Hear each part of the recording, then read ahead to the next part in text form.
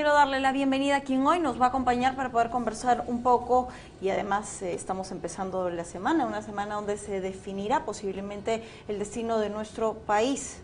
¿Se definirá o cambiará la historia? Eso va a depender este 22 de marzo de la votación en pleno del pedido de vacancia. Quiero darte la bienvenida al doctor José Tello, miembro del Instituto Peruano del Derecho Electoral, quien hoy está con nosotros. José, gusto. Buenos días, Claudia. Qué gusto.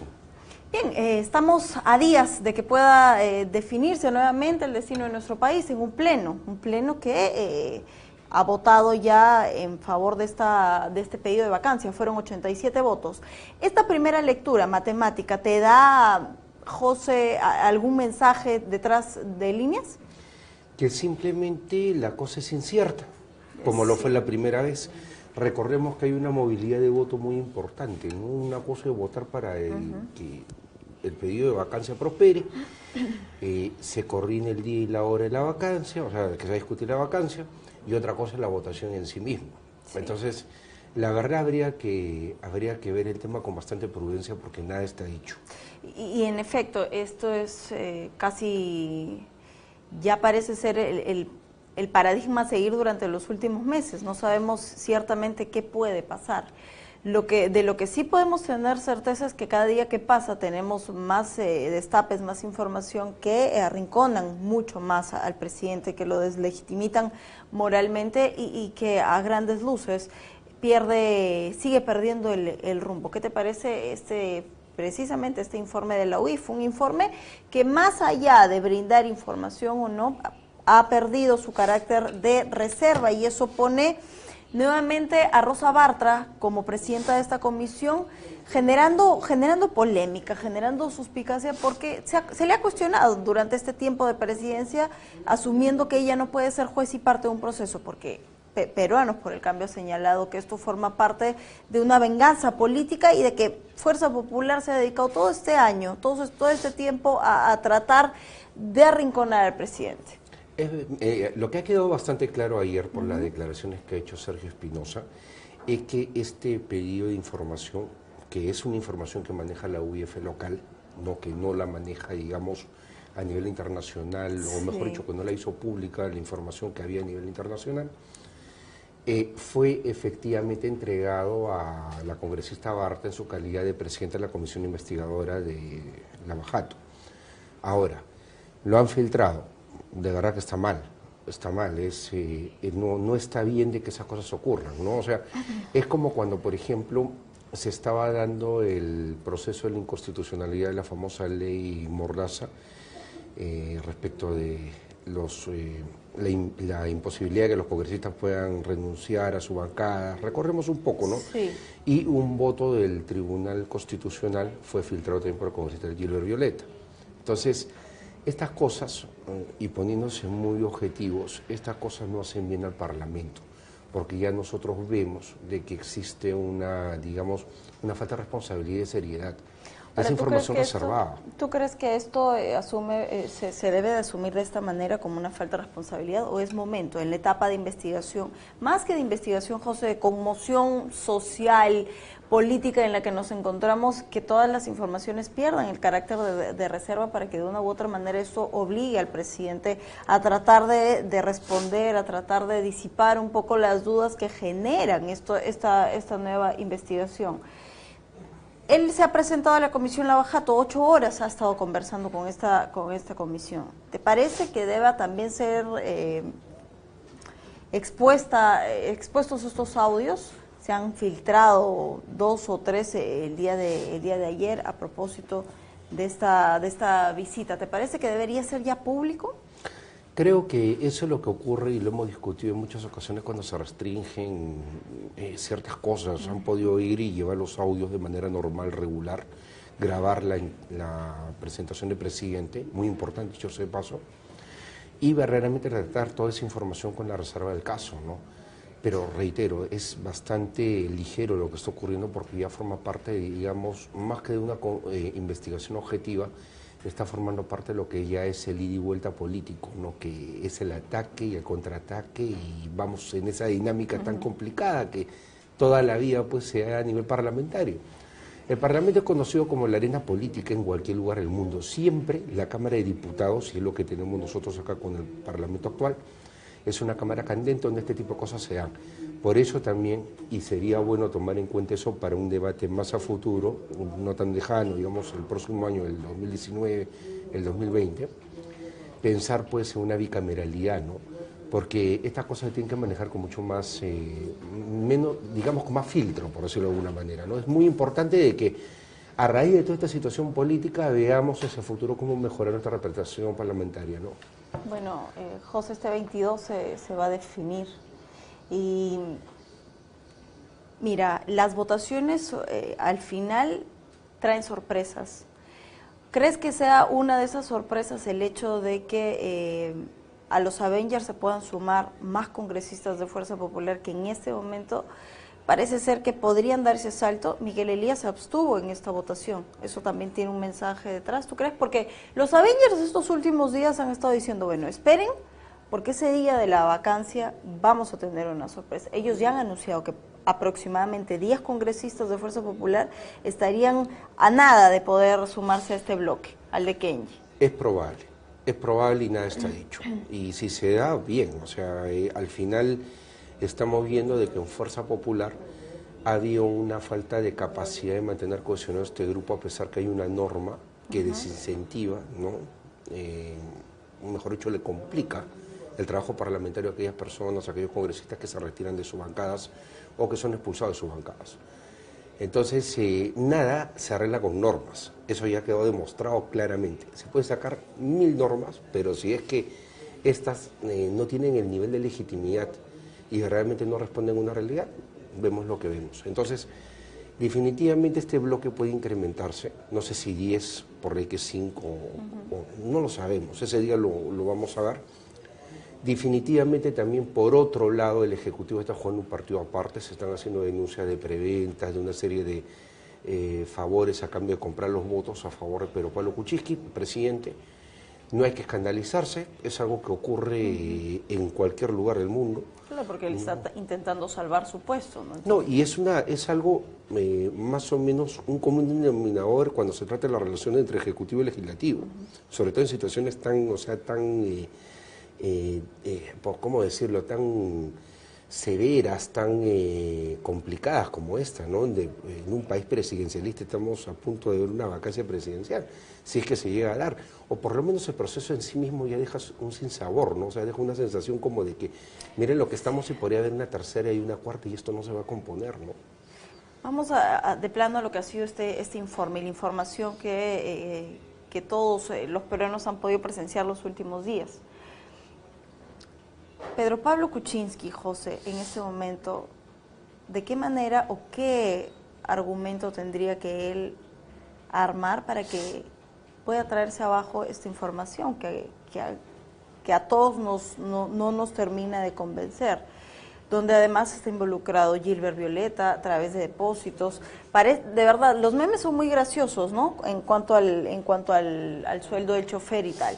Pero es bastante grave esta acusación y más aún si esto habría sido realizado en una sola operación, este depósito. Se te bajaría el argumento de que han sido depósitos continuos durante periodos largos. Te deja esa sensación de que, le puedo creer, sí puede ser.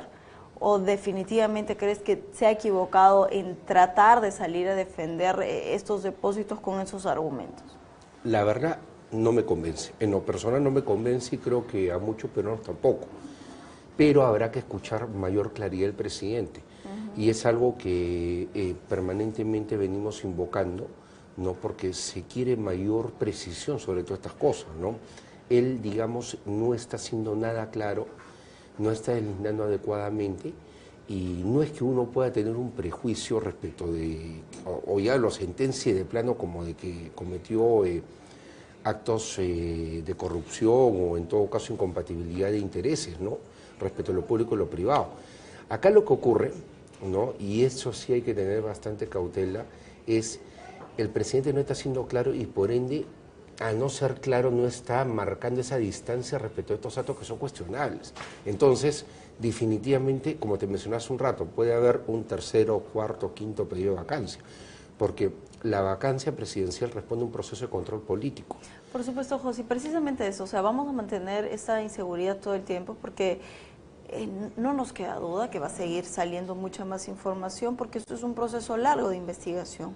El Parlamento está en todo su derecho de poder ejercer este control político, pero quienes no tenemos derecho a esta inseguridad ni a esta afectación de la gobernabilidad del país finalmente somos los ciudadanos, y que esto trae también un impacto no solo social sino económico. No estamos avanzando. No estamos avanzando y tenemos una elección regional y municipal este año que está pasando a segundo o tercer lugar, porque si vemos el tema de la vacancia ahora, el mundial que ya se viene y que va a alegrar a todos los peruanos, claro, el tema de saber a qué autoridades vamos a elegir para el 2019-2022 creo que va a ser complicado, ¿no? Entonces, no hay que perder la perspectiva, estamos en un proceso complicado, habría que ver más bien cómo se resuelve el día 22.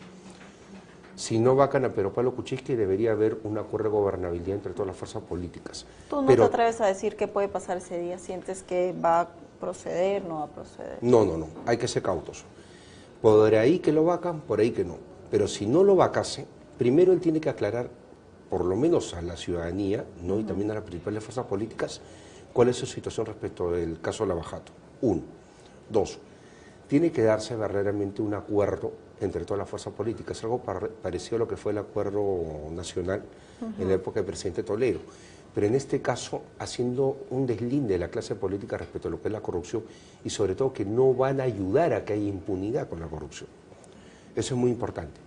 En el supuesto contrario de que lo vaquen, muy bien, lo ideal sería que el presidente que asuma sea Martín Vizcarra o Mercedes Arauz. ¿Y por qué? Porque el pueblo peruano en el 2016... respetar la sucesión, ¿no? Claro, no, y el pueblo peruano en el 2016 le dio a ellos el poder ejecutivo.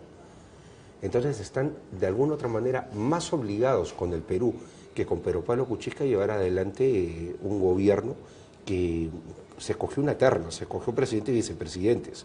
En ellos debe quedar el Ejecutivo. Y por ende, sí considero que este acuerdo por la gobernabilidad debe darse, porque es importante también, y sobre todo por el bien del fujimorismo, que es una fuerza política de oposición, una fuerza relevante que maneja el Parlamento, debería darse, digamos, una lavada de cara, por decirlo de alguna manera, ¿no? Ya, correcto, salió Pedro Pablo Kuczynski, pero ahora gobernemos y no perdamos estos próximos 3 años que están por venir. Avancemos. Entonces, ya tiene que haber una dinámica mucho más propositiva, más que fiscalizadora, más que inquisidora, como ha sido el común denominador durante estos 2 años. Ahora, ¿qué ocurre en caso de que los vicepresidentes, espero no ocurra eso, ¿no? Si de proceder una vacancia, decían renunciar y no asumir el cargo? Tendría que asumirlo el presidente del Congreso y solamente, elecciones, ¿no? Y solamente presidenciales, porque acá me gustaría de todas maneras hacer una aclaración. Han habido importantes líderes de opinión, por ejemplo Rosa María Palacios, que ha señalado de que acá deberían darse elecciones generales. Ese supuesto no se puede dar, porque no hay la disposición transitoria en la Constitución que sí existió en el año 2000 para 2001. En aquella época, después de la renuncia de Alberto Fujimori y de la renuncia de los vicepresidentes, sabemos perfectamente todo lo que ocurrió y se quedó, mediante una disposición transitoria en la Constitución, ¿no?, que todas las autoridades que habían sido electas en el año 2000 tenían que terminar su cargo el 28 de julio del 2001 y entregar, obviamente, hacer la transición del mando a quienes fueran electos en esas elecciones. Entonces, es así como se produjo una elección general, pero general. Actualmente solamente en el supuesto de proceder a una vacancia presidencial, no, solamente habría elecciones presidenciales, porque es el mismo supuesto, exactamente el mismo supuesto de lo que se da en las elecciones congresales cuando el presidente disuelve el Parlamento. Es exactamente lo mismo. A pesar de que hay un vacío en la norma, a pesar de que hay una interpretación en cierta manera extensiva, es exactamente el mismo supuesto porque no altera la simultaneidad. El 2021 definitivamente habría nuevas elecciones. Esta presidencia nueva, electa de acá a 270 días de proceder a un pedido de vacancia, aproximadamente, ¿no?, sería, ¿no?, una presidencia que solamente duraría hasta 2021. Es el mismo efecto de lo que teníamos nosotros, por ejemplo, con las elecciones o las nuevas elecciones municipales después de una revocatoria. Sí. Entonces, nuestro ordenamiento prevé esos mecanismos y la simultaneidad de las elecciones no implica de que sean una sola. Son elecciones diferentes, Parlamento, Presidencia, Vicepresidencia de la República y Parlamento andino, ¿no? Ahora, José, esta sucesión presidencial de la que tanto se habla, y una sucesión que además queda respetada por el propio Martín Vizcarra, porque él ha dicho que él va a ser respetuoso del orden constitucional, que hay una carta magna de por medio que hay que respetar.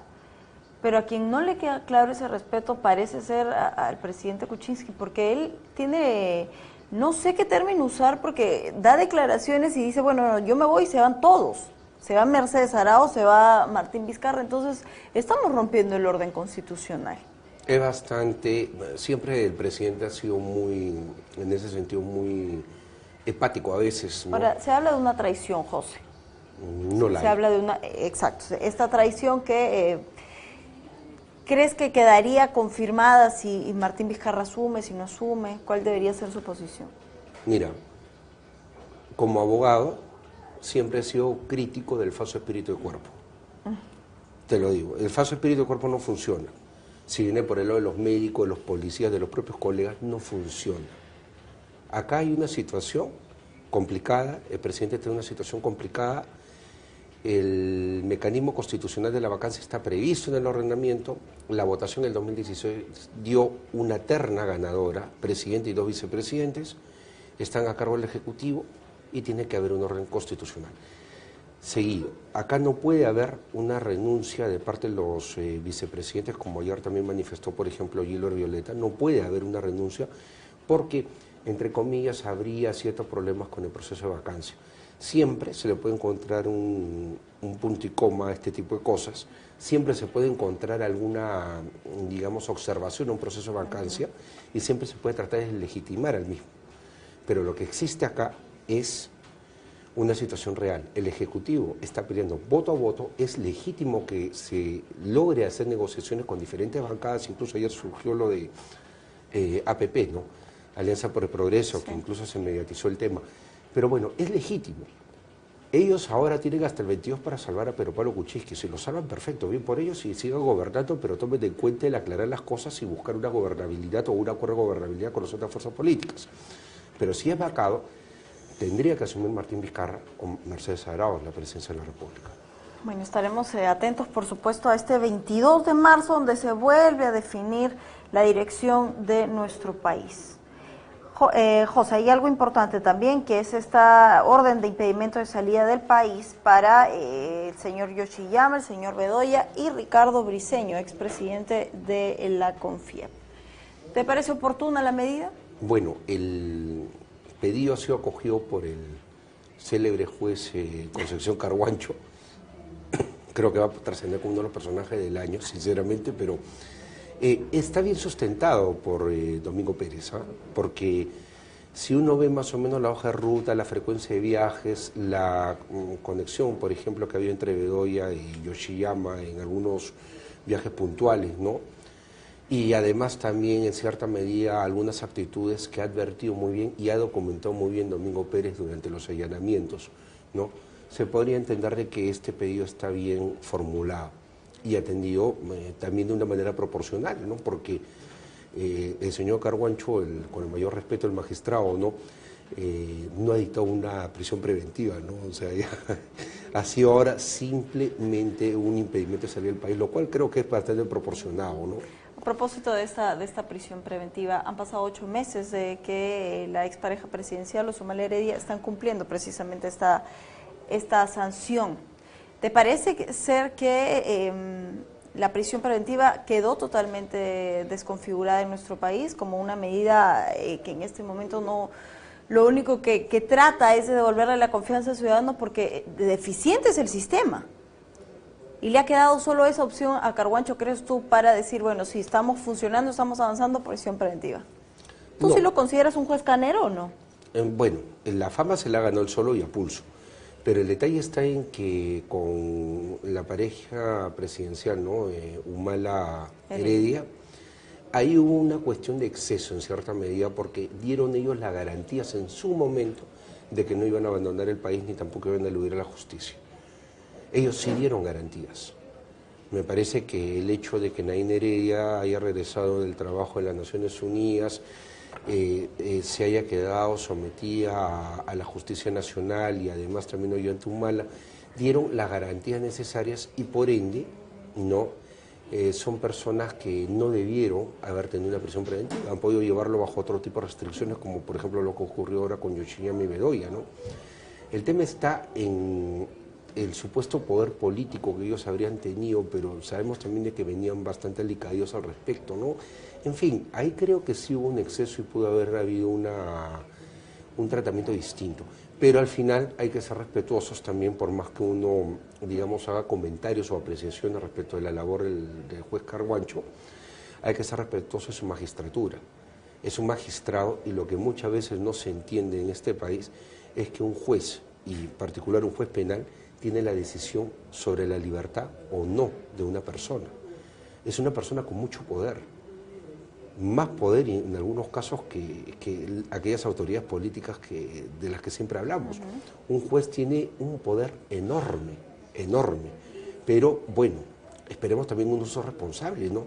Y que la administración de justicia en el país tampoco no se politice, porque sí sería bastante cuestionable, ¿no? ¿Está politizada, crees tú? Sí, en cierta medida sí, porque hay mucho derrotero político en todo esto, y también el accionar del Ministerio Público, ¿no?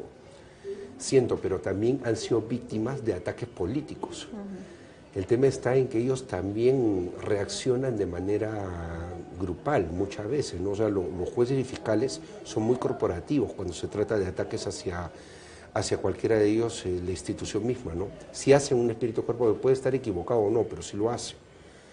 Tocan a uno, pueden tocar a cualquiera. Es cierto. El expresidente Alejandro Toledo ya tiene un pedido de extradición oficial y nos volvemos a poner en manos del gabinete y del presidente Kuczynski. ¿Avanzará como debe avanzar este proceso, crees tú? ¿O se confirmaría la teoría de que a Kuczynski no le conviene que Alejandro Toledo regrese? Eso habría que verlo. Definitivamente también la presencia del expresidente Toledo y que participe en un proceso de investigación de esta naturaleza podría complicar la actual gestión, porque recordemos que ha sido su primer y su ministro de Economía. Fernando Zavala, que es asesor del presidente actualmente y que mucho le atribuye una cuota de poder muy importante, ha sido ministro de Economía. Y podemos sumar algunos parlamentarios como Bruce, Cheput, que también han formado parte, ¿no?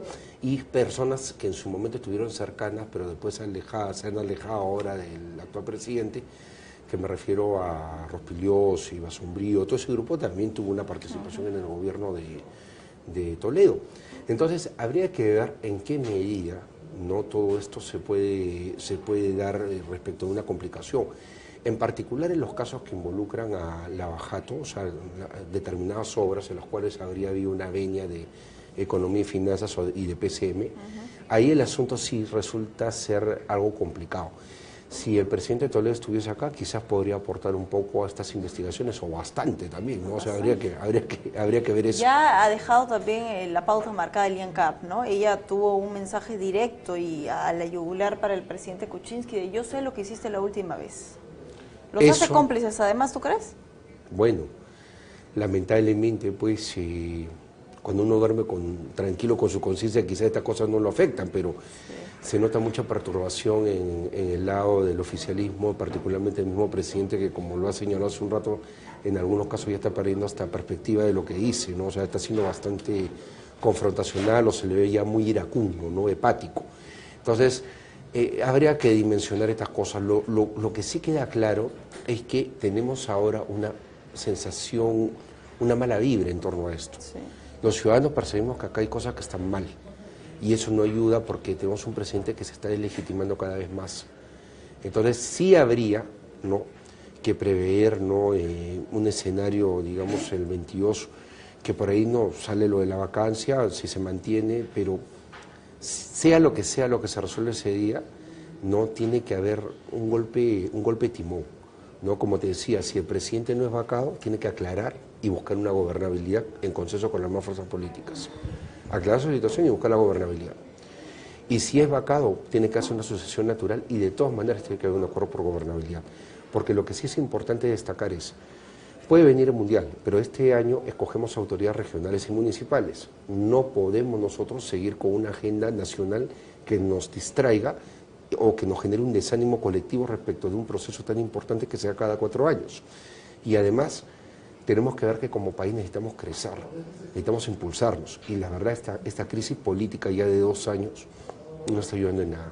Ojalá que sí. 72 horas faltan para poder presenciar todo este pleno donde se definirá la dirección de nuestro país. Quiero agradecerte, José, por siempre tener a bien venir a Gracias, poder conversar un poco sobre la coyuntura y lo que es importante en nuestro país. Que Dios nos ampare este jueves, José. Gran Confiemos. comienzo de semana para ti Gracias. y para los tuyos. Vamos con